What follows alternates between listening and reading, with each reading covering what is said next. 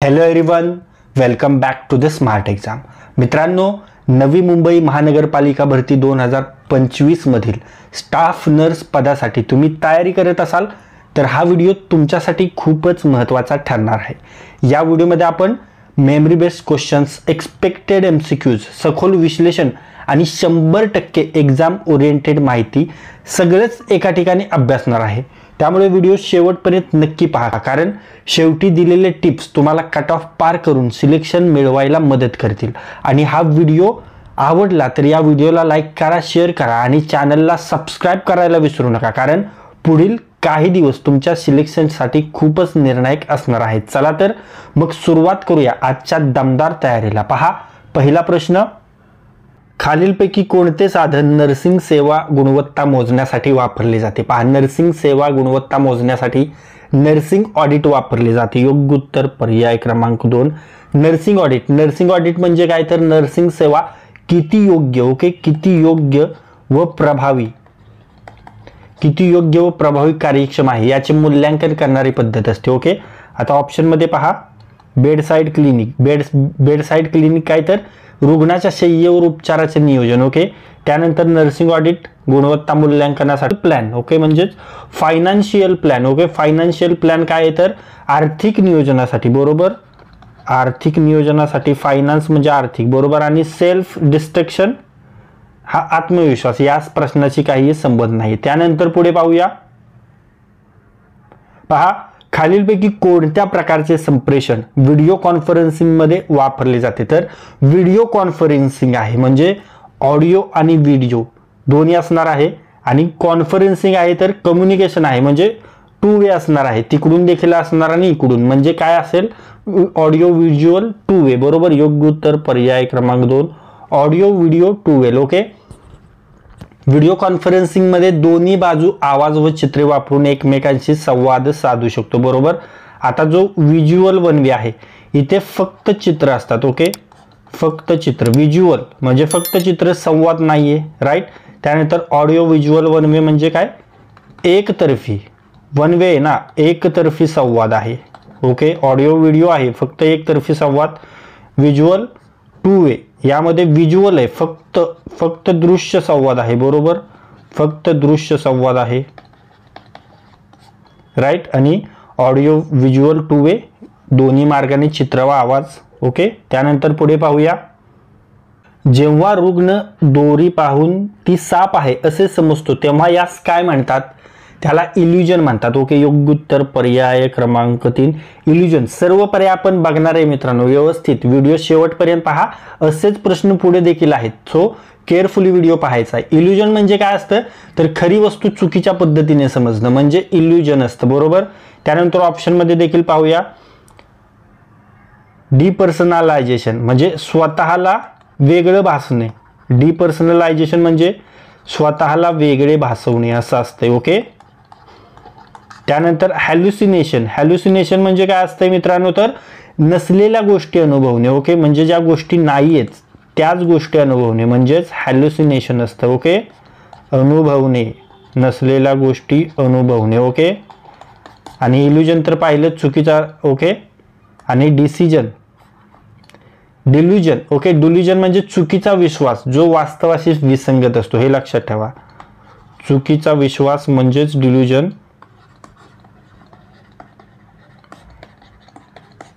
जो वास्तवाशी विसंगत असतो याला काय म्हणतात? डिल्युजन. मित्रांनो, हा प्रश्न तुम्हाला माहित होता का? जर माहित होता तर कधी आणि कोणत्या रेफरन्स मध्ये वाचला होता? खाली कमेंट्स मध्ये जरूर सांगा. पुढे पाहूया.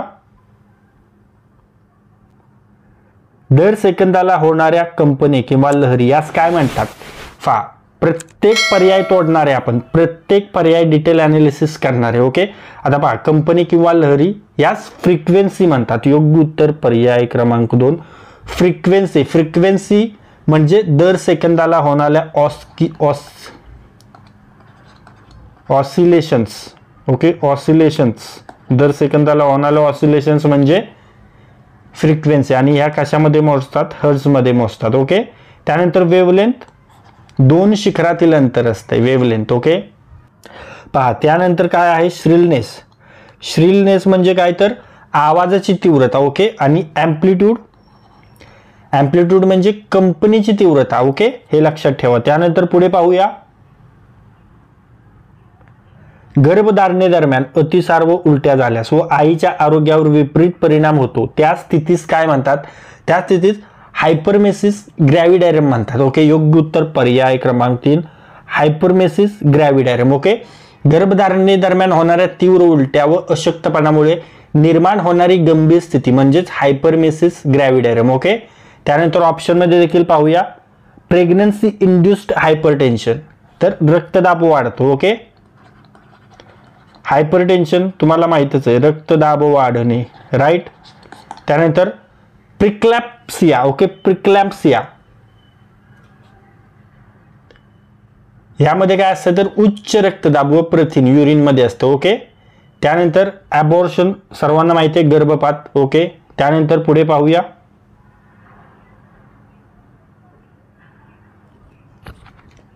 गर्भाशयाचा सर्वात जाड थर कोणता आहे? गर्भाशयाचा सर्वात जाड थर तो आहे मायोमेट्रियम. ओके, योग्य उत्तर पर्याय क्रमांक 4 मायोमेट्रियम हा गर्भाशयाचा मध्यभागी असलेला जाड स्नायूंचा थर आहे जो प्रसूती दरम्यान आकुंचनासाठी जबाबदार असतो. ओके. त्यानंतर ऑप्शनमध्ये देखील पाहूया, एंडोमेट्रियम. ओके, एंडोमेट्रियम काय आहे तर आतील थर, आतील थर असतो अंडे झेपण्यासाठी. ओके. त्यानंतर पेरिमेट्रियम, पेरिमेट्रियम बाहेरचा पडदा. ओके.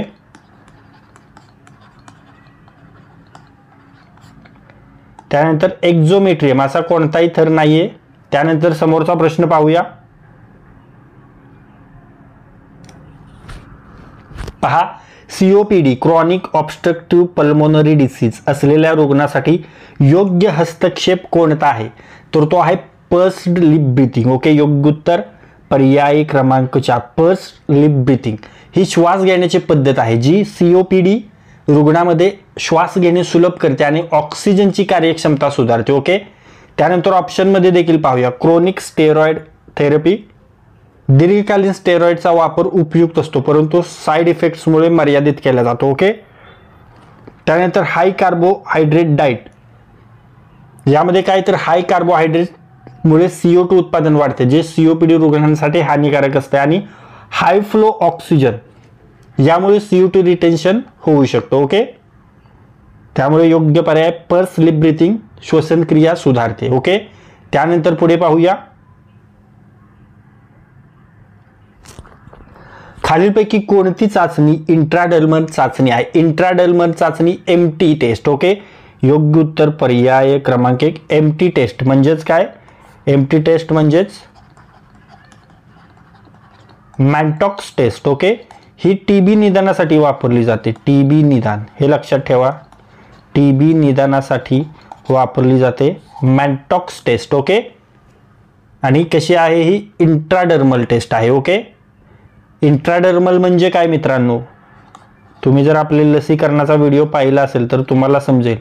इंट्राडर्मल म्हणजे त्वचेखाली दिली जाणारी, ओके, त्वचेखाली दिली जाणारी लस. ओके, हे लक्षात ठेवा. ॲलन टेस्ट काय आहे तर जो रक्तप्रवाह आहे, रक्तप्रवाह तपासण्यासाठी वापरले जाते. ओके. त्यानंतर tourniquet test. Okay, tourniquet test कशासाठी तर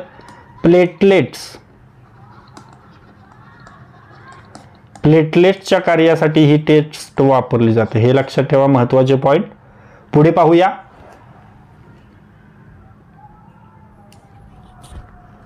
पहा, प्रसूतीतील घटना नोंदविण्यासाठी कोणते साधन वापरले जाते? तर ते आहे पॅटोग्राफ. योग्य उत्तर आहे पर्याय क्रमांक 4 पॅटोग्राफ. पॅटोग्राफ हे प्रसूती दरम्यानच्या प्रगतीचा नकाशा दाखवणारे साधन आहे. ओके. त्यानंतर ऑप्शनमध्ये देखील पाहूया, सिल्वरमॅन असेसमेंट याचा उपयोग आहे नवजात श्वसन स्थितीसाठी वापरला जातो. ओके. फेटोस्कोप. फेटोस्कोप काय आहे तर गर्भातील जे ठोके, हृदयाचे ठोके आहेत, गर्भातील हृदयाचे ठोके ते ऐकण्यासाठी साठी हे वापरले जाते. ओके. त्यानंतर ॲपगार टेस्ट. ओके. ॲपगार जन्मानंतर नवजात मूल्यांकनासाठी. ॲपगार आपण मागे देखील बऱ्याच प्रश्नांमध्ये देखील पाहिलेलं आहे. त्यानंतर पुढे पाहूया.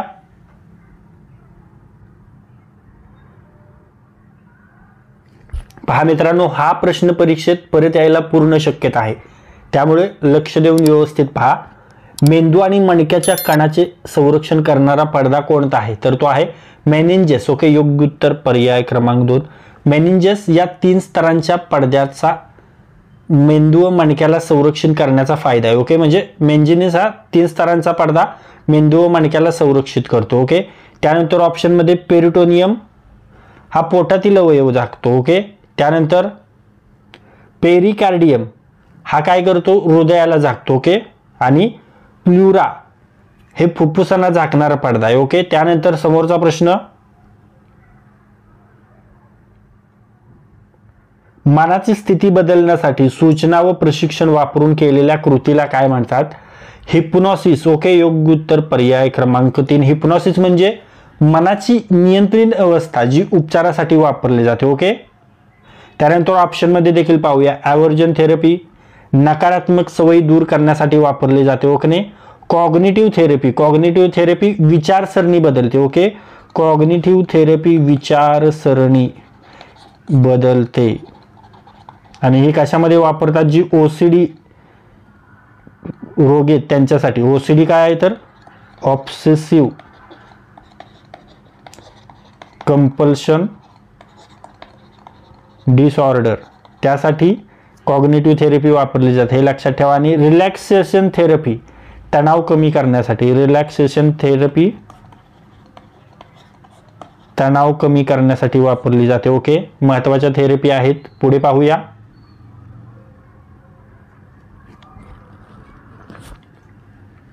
एखाद्या वर्तनाच्या लघुरूप वर्णनात्मक नोंदीला काय म्हणतात? ॲनेक्डोटल रेकॉर्ड. ओके. योग्य उत्तर पर्याय क्रमांक 1. ॲनेक्डोटल रेकॉर्ड म्हणजे विशिष्ट वर्तनाचे संक्षिप्त वर्णन. ओके. हे कशासाठी वापरतात? तर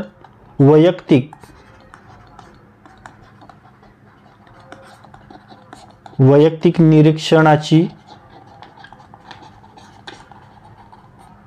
नोंद करण्यासाठी हे वापरलं जातं. ओके. त्यानंतर क्लिनिकल रेकॉर्ड. क्लिनिकल म्हणजेच कळतंय तुम्हाला रुग्णांची वैद्यकीय नोंदणी. ओके. फॅमिली रेकॉर्ड फॅमिलीवरून कळतंय कुटुंबाचे माहितीपत्र. आणि कम्युलेटिव्ह रेकॉर्ड म्हणजे काय? कम्युलेटिव्ह रेकॉर्ड विद्यार्थ्यांच्या प्रगतीचा एकत्रित अहवाल. ओके. त्यानंतर समोरचा प्रश्न, स्वतःच्या भावना शब्दात व्यक्त न करण्याच्या अयोग्यतेला काय म्हणतात? ॲलेक्सिथिमिया. ओके. योग्य उत्तर पर्याय क्रमांक 3. ॲलेक्सिथिमिया म्हणतात. ओके. ॲलेक्सिथिमिया म्हणजे भावनांची ओळख व अभिव्यक्ती करण्यात अडचण येणे. त्यानंतर ऑप्शन मध्ये ॲगिटेशन. ॲगिटेशन म्हणजे काय? तर अस्वस्थता किंवा चिडचिड म्हणजेच काय असते? ॲगिटेशन. ओके. तुम्हाला इंग्लिश ग्रामरला देखील याचा उपयोग होणार आहे, हे लक्षात ठेवा. इंग्लिश ग्रामर जे व्होकॅब्युलरी आहे त्यामध्ये तुम्हाला हे क्वेश्चन्स वर्ड्स येतात, तिथे देखील याचा फायदा होणार आहे तुम्हाला. ॲकिनेसिया म्हणजे हालचालींचा अभाव. ॲकिनेसिया म्हणजे हालचालींचा अभाव असतो. ओके. आणि ॲलेक्सिथिमिया आपण पाहिलं भावना शब्दात मांडता न येणं. आणि ॲनहेडोनिया. ॲनहेडोनिया म्हणजे आनंदी न वाटणे, म्हणजेच आनंद न वाटणे. त्यानंतर पुढे पाहूया.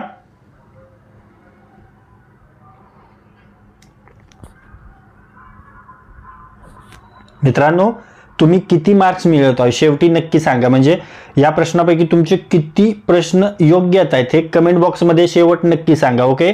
ट्रिझोमी 18 म्हणून ओळखली जाणारी स्थिती कोणती आहे? तर ती आहे एडवर्ड सिंड्रोम. ओके. योग्य उत्तर पर्याय क्रमांक 3. एडवर्ड सिंड्रोम ही ट्रिझोमी 18 आहे. 18वा क्रोमोसोमन तिप्पट असतो यामध्ये. ओके. हे लक्षात ठेवा. त्यानंतर समोरचा प्रश्न ऑप्शन मध्ये देखील पाहूया. ओके. टर्नर सिंड्रोम काय? टर्नर सिंड्रोम 1X क्रोमोझोम असतो. ओके. क्रोमोझोम यामध्ये गहाळ होतो, हे लक्षात ठेवा. त्यानंतर पट्टो सिंड्रोम ट्रिझोमी 13 असतो आणि डाऊन सिंड्रोम ट्रिझोमी 21. ओके, हे लक्षात ठेवायचे. पुढे पाहूया. मेरुरज्जूत मेंजेस मधून द्रव असलेला सॅक बाहेर येणारी हार्निया स्थिती कोणती असते? तर ती असते मेनिंजोलिसिल. ओके, योग्य उत्तर आहे पर्याय क्रमांक 4 मेनिंजोसिल. ओके, मेनिंजोसिल म्हणजे मेंजेसचा थैली बाहेरचा भाग फक्त फ्लूइडने भरलेला असतो तो. ओके, त्यानंतर ऑप्शन मध्ये रॅचिसिस खुल्या मणक्याचा दोष असतो.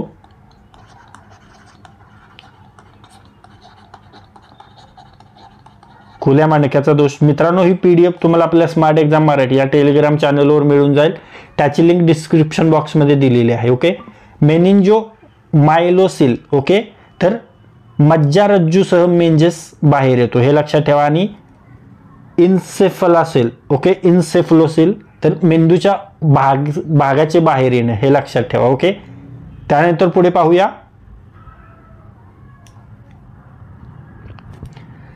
ॲनाफिलॅक्सिस उपचारासाठी कोणते औषध दिले जाते? ॲनाफिलॅक्सिस उपचारासाठी एपिनेफ्रिन हे औषध दिले जातं. योग्य उत्तर आहे पर्याय क्रमांक 2 एपिनेफ्रिन. ओके, एपिनेफ्रिन हे ॲनाफिलॅक्सिस साठी प्रथमोपचार औषध आहे. यामुळे रक्तदाब वाढतो व श्वसन मार्ग उघडे होतं हे लक्षात ठेवा. काय याचा फायदा आहे?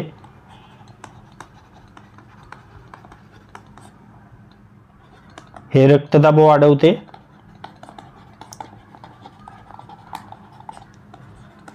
व श्वसन मार्ग उघडते. ओके, त्यानंतर ऑप्शन मध्ये देखील पाहूया. Sodium bicarbonate acid base balance साठी आहे हे. ॲट्रोपाइन ब्रेडिकार्डियासाठी. ओके,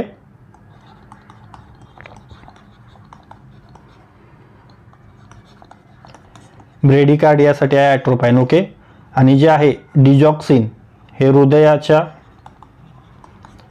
रुग्णांसाठी. ओके, त्यानंतर पुढे पाहूया.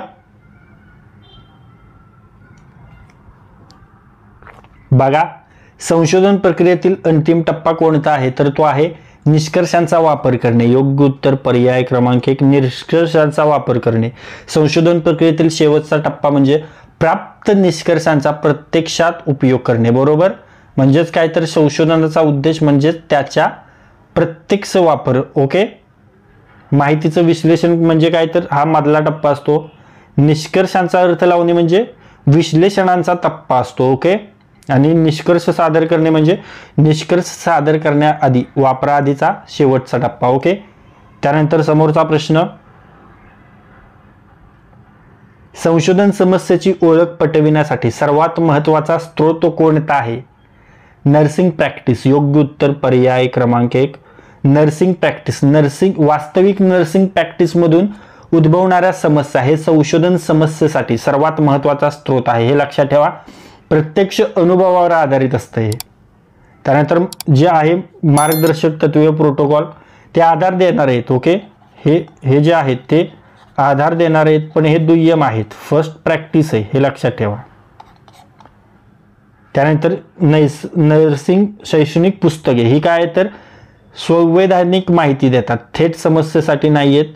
आणि नर्सिंग आचारसंहिता नैतिक मार्गदर्शन पण संशोधन समस्या ओळखण्यासाठी याचा फारसा उपयोग होत नाही. त्यानंतर पुढे पाहूया.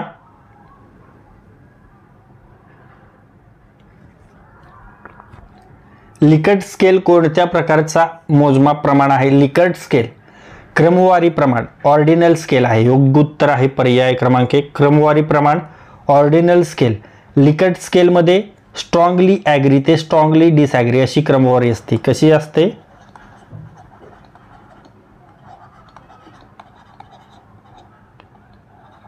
स्ट्रॉंगली ॲग्री ते स्ट्रॉंगली अनॲग्री अशी क्रमवारी असते. ओके, त्यानंतर पुढे पाहूया. ऑप्शनमध्ये सामान्य प्रमाण नॉर्मल स्केल असा पर्याय नाहीये. विचलन प्रमाण व्हेरियन्स स्केल डेटा विश्लेषणाशी संबंधित आहे. आणि वर्गीकृत प्रमाण कॅटेगरियल स्केल वर्गवारी दर्शवते. त्यानंतर पुढे पाहूया. पहा, संशोधन प्रक्रियेतील समस्येची ओळख हे नर्सिंग प्रक्रियेतील कोणत्या टप्प्यासारखे आहे? तर हे नर्सिंग निदान सारखे आहे. ओके, योग्य उत्तर पर्याय क्रमांक 3. नर्सिंग निदान हे रोगाच्या समस्येची ओळख पटविणे इथे असतं आणि याचा उपयोग काय ते संशोधन समस्याच्या ओळखीशी समांतर असतं, हे लक्षात ठेवा. डेटा विश्लेषण काय, हा नंतरचा टप्पा. उद्दिष्ट निश्चित निदानानंतरचे. ओके, आणि उपाययोजना ओळखणे समस्येनंतर येतं. हे पुढे पाहूया मित्रांनो. अशाच आणखी प्रश्नांसाठी व्हिडिओ शेवटपर्यंत केअरफुली पहा, कारण पुढे आणखी महत्त्वाचे प्रश्न येणार आहेत, हे लक्षात ठेवा. पहा, खालीलपैकी कोणता घटक एव्हिडन्स बेस्ड प्रॅक्टिस यासाठी अडथळा नाही आहे? एव्हिडन्स बेस्ड प्रॅक्टिससाठी ईबीपी साठी अडथळा नाही. वैज्ञानिक साहित्यातील अभाव, योग्य उत्तर आहे पर्याय क्रमांक 2. वैज्ञानिक साहित्यातील अभाव. आजच्या युगात खूप सारा वैज्ञानिक साहित्य उपलब्ध आहे, त्यामुळे तो अभाव नाही. ओके, ज्ञानाचा अभाव अडथळा आहे. ओके, शोध कौशल्यांचा, संगणक आधारित शोध कौशल्यांचा अभाव अडथळा आणि साहित्यासाठी वाचनासाठी वेळेचा अभाव हा देखील अडथळा आहे. आणि वैज्ञानिक साहित्याचा अभाव हा अडथळा नाही. ओके, त्यानंतर समोरचा प्रश्न पाहूया. सत्य सांगण्याचे नैतिक दायित्व दर्शवणारे तत्व कोणते? तर ते आहे व्हेरॅसिटी. ओके, योग्य उत्तर आहे पर्याय क्रमांक 2. व्हेरॅसिटी म्हणजे रुग्णाला सत्य माहिती देण्याची जबाबदारी, हे व्यावसायिक नैतिकतेचे मूलभूत तत्व आहे. ऑटोनॉमी काय आहे? तर रुग्णाच्या निर्णय स्वातंत्र्याचा सन्मान आहे. ओके, त्यानंतर फेडेलिटी निष्ठा व वचनपूर्ती. ओके, निष्ठा व वचनपूर्ती म्हणजेच फेडेलिटी. ओके, आणि बेनिफिसन्स म्हणजे रुग्णाचे भले करणे.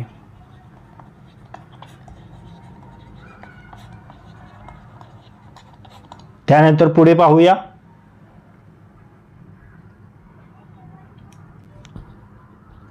पहा, कोणत्या रुग्णसेवा पद्धतीमध्ये विविध स्तरांवर सेवा दिली जाते? तर ती आहे प्रोग्रेसिव्ह पेशंट केअर. ओके, योग्य उत्तर आहे पर्याय क्रमांक 2. प्रोग्रेसिव्ह पेशंट केअर यामध्ये रुग्णाला त्याच्या स्थितीनुसार ICU, जनरल वार्ड इत्यादींमध्ये विविध पातळ्यांवर सेवा दिली जाते. ओके, त्यानंतर ऑप्शनमध्ये काय आहे? तर टीम नर्सिंग. टीम नर्सिंग काय? तर टीम एकत्रितपणे, टीम म्हणजेच काय? तर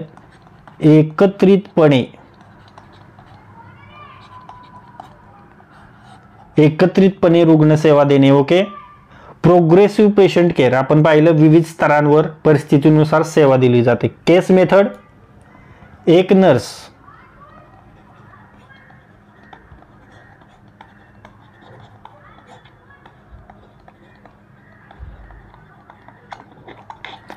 नर्स एका रुग्णाची पूर्ण काळजी घेते. ओके, केसमध्ये स्पेशल केसेस असतात, माहिती आहे ना त्या पद्धती. आणि प्रायमरी काय? तर प्रायमरी नर्सिंग केअर म्हणजेच रुग्णाला एक प्रमुख नर्स नियुक्त केली जाते. ओके,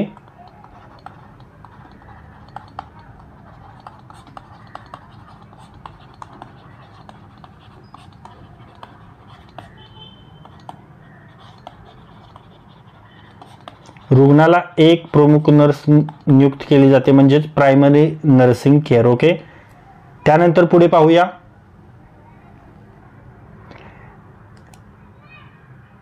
एस्प्रिट डे कॉर्प्स याचा अर्थ काय होतो? पहा, एस्प्रिट डे कॉर्प्स हा थोडासा ट्रिकी प्रश्न आहे, व्यवस्थित लक्ष ठेवा. पहा, तर सेन्स ऑफ बिलॉंगिंग. ओके, योग्य उत्तर आहे पर्याय क्रमांक 3. Sense of belonging. Okay, Esprit day corps हा फ्रेंच शब्द आहे ज्याचा अर्थ टीम मध्ये एकजुटीची भावना किंवा आपल्या संघाचा अभिमान व आत्मीयता. हे हेनरी फॉयल यांच्या व्यवस्थापन तत्वांपैकी एक आहेत. कोणाच्या?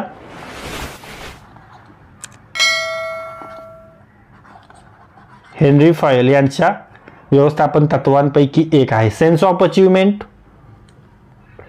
यामध्ये काय असतंय? यशाची भावना. सेन्स ऑफ अचीवमेंट काहीतरी मिळवलेलं आहे, बरोबर, अचीव केलेली पोस्ट.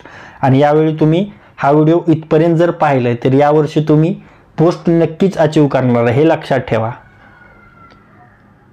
त्यानंतर सेन्स ऑफ बिलॉंगिंग. पहा, सेन्स ऑफ ह्युमर विनोद बुद्धी, बरोबर. सेन्स ऑफ बिलॉंग आपण पाहिलं, संघात आपुलकीची भावना असते. आणि सेन्स ऑफ मोरॅलिटी, नैतिकता, मोरॅलिटी, मोरल, ओके, नैतिकतेची भावना म्हणजेच काय, सेन्स ऑफ मोरॅलिटी, ओके. त्यानंतर पुढे पाहूया,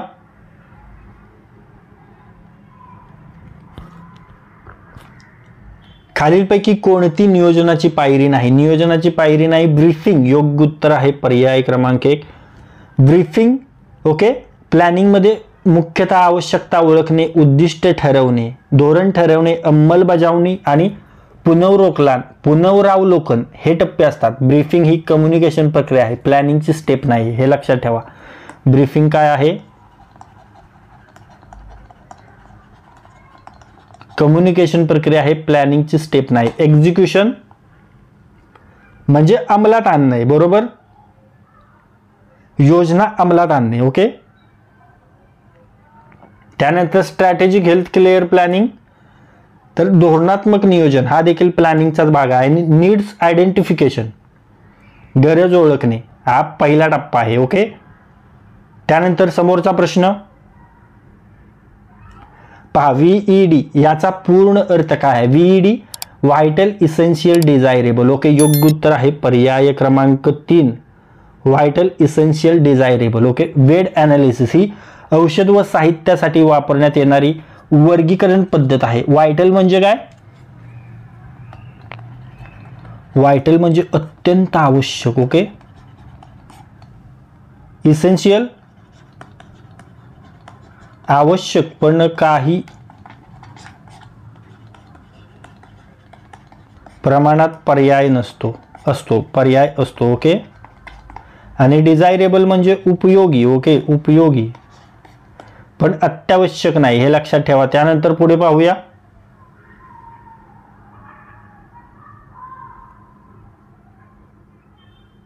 एका व्यवस्थापकास थेट अहवाल देणाऱ्या लोकांच्या संख्येस काय म्हणतात?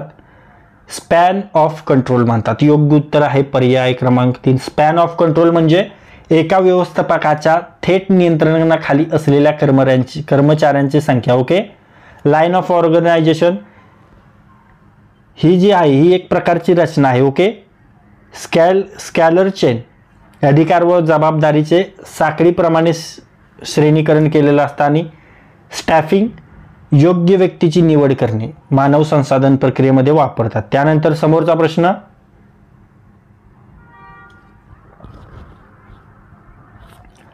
पहा, कोणत्या नेतृत्व शैलीत नेता गटावर वर्चस्व ठेवतो व आदेश देतो? तर ऑटोक्रॅटिक. योग्य उत्तर आहे पर्याय क्रमांक 1, ऑटोक्रॅटिक. ऑटोक्रॅटिक लीडर निर्णय स्वतः घेतो, गटावर अधिकार ठेवतो आणि इतरांचा सहभाग कमी ठेवतो, ओके. यालाच काय म्हणतात? व्हीआयपी, यालाच म्हणतात हुकुमशाही.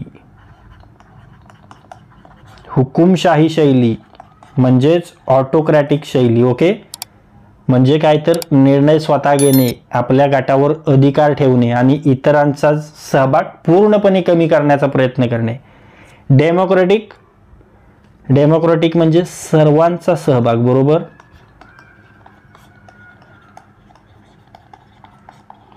डेमोक्रॅटिक म्हणजे सर्वांचा सहभाग असतो. त्यानंतर सिच्युएशनल म्हणजे परिस्थितीनुसार शैली बदलते. आणि लेझस फेअर म्हणजे पूर्ण स्वातंत्र्य देणारा नेता असतो, ओके. तर मित्रांनो, आत्तापर्यंत जे काही प्रश्न आपण पाहिलेले आहेत त्या प्रश्नापैकी काही प्रश्न मी तुम्हाला विचारणार आहे, त्याचे उत्तर तुम्हाला कमेंट बॉक्समध्ये सांगायचे. तुमच्यासाठीचा प्रश्न पहा, खालीलपैकी कोणत्या प्रकारचे संप्रेषण व्हिडिओ कॉन्फरन्सिंग मध्ये वापरले जाते? डिटेल ॲनालिसिस केलेले 4 पर्याय आहेत. पर्याय पाहून लगेच तुम्ही आन्सरकडे पोहोचणार आहे. आन्सर कमेंट करून द्या. समोरचा प्रश्न, खालीलपैकी कोणती चाचणी इंट्राडर्मल चाचणी? इंट्राडर्मल सांगितलं तुम्हाला, त्वचेखाली कोणती चाचणी दिली जाते? फुल फॉर्म देखील सांगितलं. यावरून तुम्ही आन्सर शोधू शकता. फुल फॉर्म कशाचा इथे तो कमेंट करा, ओके. त्यानंतर समोरचा प्रश्न, खालीलपैकी कोणती नियोजनाची पायरी नाहीये, स्टेप्स नाहीये? मित्रांनो, आन्सर 100% कमेंट करायचे. चुकलं तरी चालू द्या, बट आन्सर बरोबर आलं तर तुमचा कॉन्फिडन्स इन्क्रीज होतो, हे लक्षात ठेवा. त्यामुळे आन्सर कमेंट बॉक्समध्ये नक्की सांगा, ओके. तर मित्रांनो, या व्हिडिओमध्ये आज आपण तुमच्या येणाऱ्या नवी मुंबई महानगरपालिका भरती 2025 वर फोकस करून नवी मुंबई महानगरपालिका भरतीमध्ये जो स्टाफ नर्स ANM GNM पद आहे त्या पदासाठीचे महत्त्वाचे PYQ पाहिलेले आहेत। हे सर्व प्रश्न आपण मागील झालेल्या प्रश्नपत्रिकांच्या पेपरमधून घेतलेले आहेत, त्यामुळे तुमच्या येणाऱ्या स्टाफ नर्स ANM GNM भरतीसाठी हा व्हिडिओ खूप महत्त्वाचा ठरणार आहे। जर हा व्हिडिओ तुम्हाला युजफुल वाटला असेल तर या व्हिडिओला लाईक करा, हा व्हिडिओ आपल्या कमीत कमी 10 मित्रांसोबत शेअर करा आणि जर हा व्हिडिओ तुम्ही पहिल्यांदाच या आपल्या स्मार्ट एक्झाम चॅनलवर पाहत असाल तर या आपल्या स्मार्ट एक्झाम चॅनलला सबस्क्राइब करा आणि बेल आयकॉनला हिट करा। तर लाईक करा, शेअर करा आणि सबस्क्राइब करा। Thank you.